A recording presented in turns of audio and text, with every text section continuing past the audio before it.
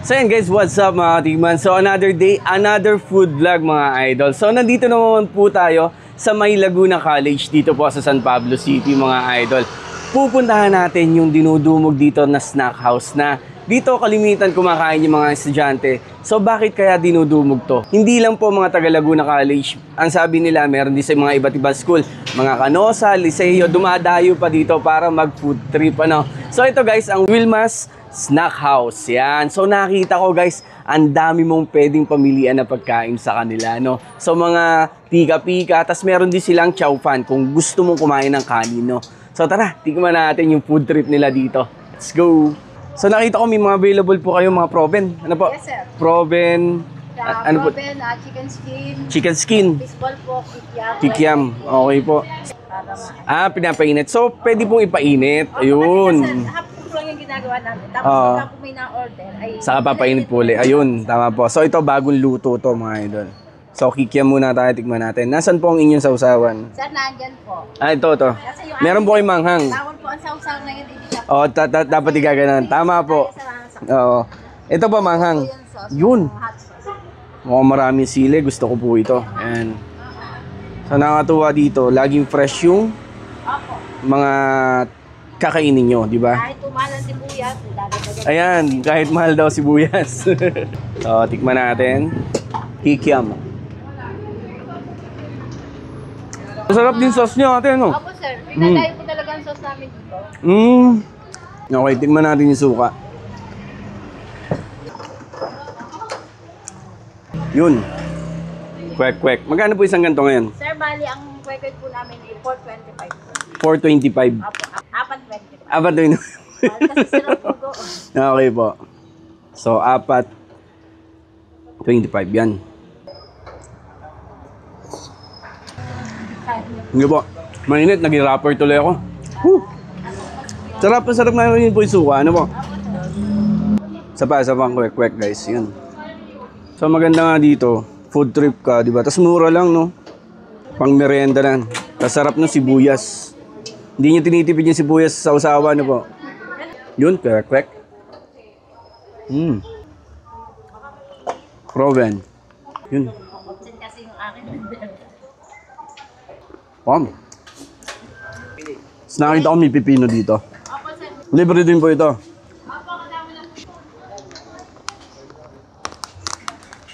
So yan guys, ito yung fries ni Ate Wilmas Snack House. Yan. So eto naman, kahit ano daw yung sauce mo.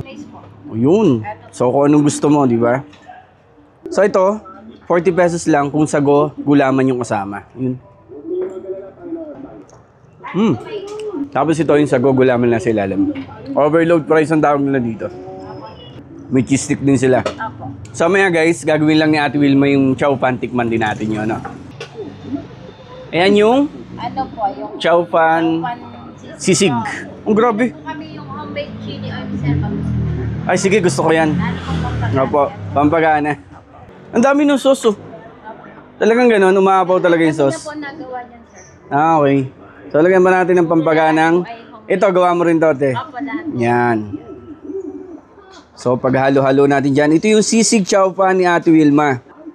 Yon. Pampagana. So perfect bite. Pwede rin. Nice oh. Lagyan natin ng sibuyas. Opo, para po lalo kayo. Yan, lagyan natin ng sibuyas. Yung sisig.